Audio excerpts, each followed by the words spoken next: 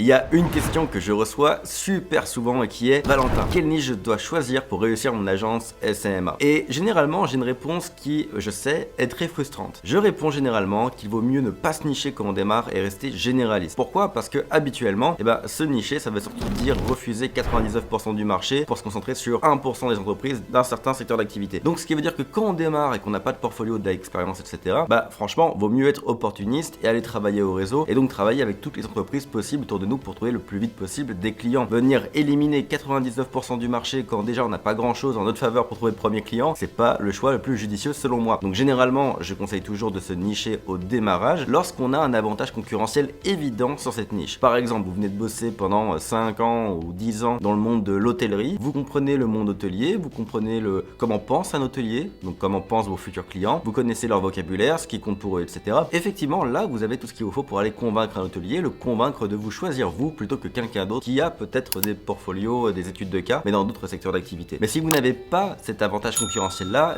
à ce moment-là, je trouve qu'il est plus facile de démarrer en étant généraliste parce que du coup, on peut devenir opportuniste et choper tous les clients qu'on veut autour de nous, peu importe leur métier. Maintenant, vous savez ce que je pense du démarrage, mais ça n'empêche pas que les agences de niche ont quelque chose d'intéressant, notamment la rentabilité, la standardisation. C'est sûr que quand on a 50 clients qui ont besoin de la même chose, on devient particulièrement bon, particulièrement légitime, particulièrement facile aussi à marketer et à vendre. Donc, il est vrai que quand on a 10, 20 ou 50 clients qui sont dans la même industrie et qui ont donc les mêmes besoins, en tant qu'agence, si on se concentre sur eux, c'est vrai qu'on va devenir extrêmement rentable parce que extrêmement standardisé et aussi extrêmement efficace parce qu'on va vraiment développer une expertise sur ce secteur d'activité d'avance. Avant même que le client vienne nous voir, on saura ce dont il a besoin et on saura quoi lui livrer. Donc c'est vrai qu'il y a un énorme intérêt à être niché en tant qu'agence. Simplement, selon moi, il y a une bonne façon de se nicher qui n'est pas celle de se lancer en choisissant au hasard un secteur d'activité en se lançant dessus. Et dans cette vidéo, je vais vous expliquer quelle est la bonne façon de se nicher selon moi. Ok, alors le plan de match, il est en 3 étapes. La première étape, c'est de lancer votre agence en étant généraliste. Alors oui, vous allez me dire c'est une drôle de façon de commencer à se nicher, mais oui, vous allez commencer en étant généraliste. L'idée, c'est de démarrer votre agence en étant le plus opportuniste possible. Faut bien comprendre que l'objectif, c'est de faire rentrer de l'argent le plus vite possible, c'est d'avoir des clients le plus vite possible, c'est de commencer à prendre de l'expérience. Donc plutôt que de passer 6 mois à prospecter sur une niche, à galérer à trouver le premier client,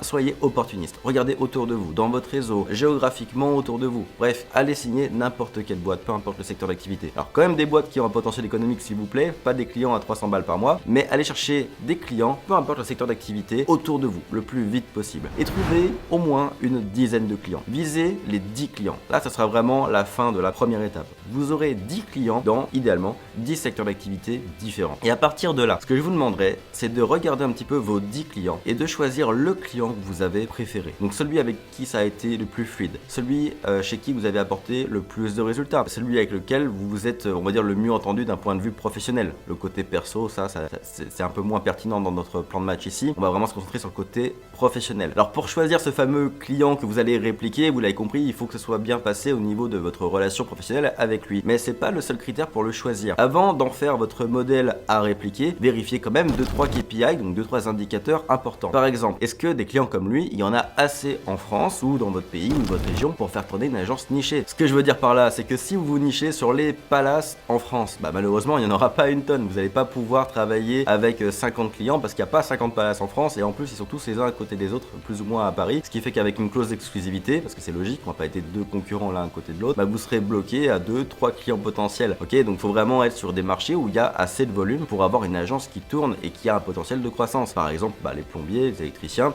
Si vous vous nichez sur les plombiers, il y a assez de plombiers en France pour avoir une agence qui tourne. Si vous aidez ne serait-ce que 1% des plombiers en France, vous êtes déjà millionnaire. Donc tout ça pour dire que vous devez vérifier le volume de votre niche pour être sûr que c'est suffisant. Vous devez aussi valider le potentiel économique général de cette niche. Je vous donne un exemple. Peut-être que vous pourriez me dire, je vais me nicher sur les salons de coiffure. Et effectivement, il y en a un grand volume en France, donc le volume c'est ok. Le problème c'est que les salons font rarement le chiffre d'affaires nécessaire pour pouvoir se payer un consultant à 1000, 2000 ou 3000 par mois. Donc si vous vous nichez sur ce type de secteur d'activité, malheureusement vous allez vraiment tirer vers le bas vos pricing, vous allez avoir beaucoup de mal à vous vendre parce que la plupart vous diront je n'ai pas le budget. Et finalement le nombre de gros salons de coiffure qui peuvent se payer de vrais prestats marketing, c'est plus du tout le volume que vous aviez prévu à première vue, c'est beaucoup moins, c'est peut-être 5% du volume complet des salons de coiffure en France. Donc vous voyez, vérifiez bien qu'il y a un volume au niveau de votre niche et qu'il y a un potentiel économique général sur la niche. Typiquement, si on reparle des hôtels en France, dans les hôtels, oui, généralement le potentiel économique il est là parce que la plupart des hôtels qui ont au moins 20, 30, 40, 50 chambres et plus font au moins 1, 2, 3, 4 millions de chiffre d'affaires. Ils peuvent se payer quelqu'un qui fait du marketing, il n'y a pas de problème. Et enfin, le troisième critère, c'est de bien vérifier que vous avez appris un argumentaire concurrentiel à partir de votre premier client. C'est-à-dire que votre premier client, vous ayez relevé des éléments qui font que vous allez avoir un positionnement de niche, d'expert, lorsque vous allez prospecter des boîtes qui lui ressemblent. Parce que si vous repartez de là sans avoir appris quoi que ce soit de spécifique, vous allez rester un généraliste. Donc il faut vraiment que par exemple vous ayez eu, imagine que votre premier client c'était un hôtel, je reprends toujours cet exemple là parce que c'était ma première niche personnellement, donc c'était un hôtel, vous avez appris que les hôteliers sont très intéressés par les réservations en direct, c'est un terme que vous avez retenu, c'est un vocabulaire spécifique, ok, là vous avez un argumentaire spécifique que vous pourrez réutiliser pour aller prospecter de futurs hôtels et développer votre niche hôtelière. Donc vous allez choisir un client avec lequel ça s'est bien passé et qui représente une niche qui a du volume, qui a un potentiel économique et sur lequel vous avez identifié un avantage concurrentiel avec votre premier contrat. Et à partir de là, vous êtes bon pour passer à la deuxième étape. Et la deuxième étape, c'est de rester généraliste, encore, on va continuer de nourrir la boîte en étant opportuniste et en trouvant des clients à droite à gauche, peu importe le secteur d'activité, mais on va se donner une mission maintenant, c'est de développer un processus d'acquisition clientèle pour aller chercher au moins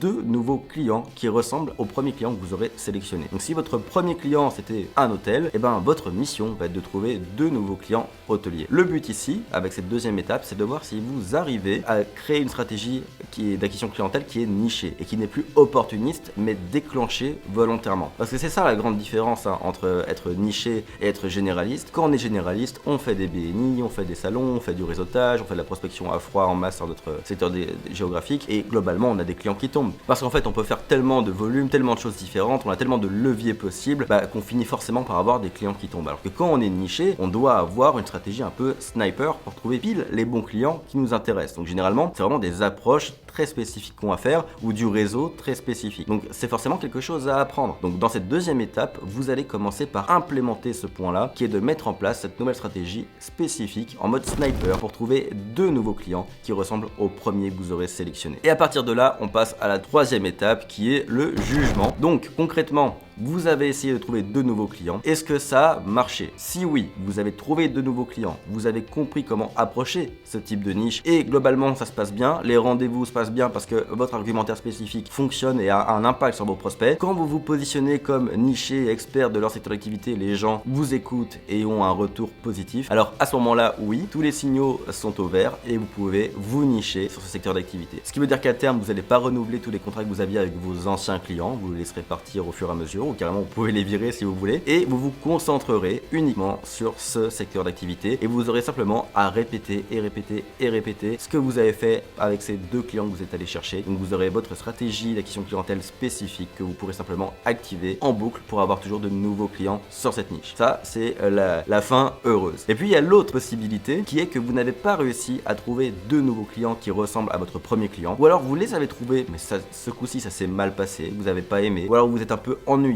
à faire toujours la même chose. Ok, alors là ça veut dire que c'est non, ce n'est pas une niche qui est bonne pour vous, donc c'est pas compliqué, vous retournez à l'étape 2, vous continuez de prendre des clients comme un généraliste et régulièrement vous refaites une nouvelle tentative avec un nouveau secteur d'activité et vous faites comme ça en boucle jusqu'à trouver une niche qui vous correspond. Donc ce qui veut dire que vous allez finir par avoir une agence nichée, vous pouvez avoir une niche, mais vous l'aurez fait intelligemment d'une façon qui vous permette de gagner de l'argent dès que vous démarrez votre agence, de nourrir votre agence, de vous faire un portfolio, de vous faire une expertise et de choisir une niche non pas par rapport à votre feeling ou ce que vous pensez pour être bien pour vous, mais par rapport à quelque chose que vous avez vraiment vécu, à une expérience concrète. Et surtout, cette méthodologie, elle permet quoi? Elle permet d'aller voir donc des boîtes nichées, on va dire dans un secteur précis, avec déjà une étude de cas spécifique. Parce que si on reprend l'exemple de tout à l'heure, quand on va voir les 2 nouveaux hôtels, 2 nouveaux prospects qui ressemblent à mon premier client, et je vais aller les voir avec l'étude de cas de mon premier client. Ce qui fait que j'arrive pas là, à poil, sans aucun portfolio. Non, j'arrive avec une étude de cas spécifique qui va montrer que j'ai déjà une expertise sur ce domaine. Voilà comment je ferais une agence nichée personnellement. Ce serait simplement un process qui finirait sur une agence nichée, mais je le ferai pas dès le début, simplement au feeling. Dites-moi ce que vous en pensez en commentaire, dites-moi si ce plan d'action est clair pour vous. Surtout, si vous vous nichez, faites-le de la bonne façon, c'est l'essentiel. Allez, sur ce, je vous dis à très bientôt pour une prochaine vidéo.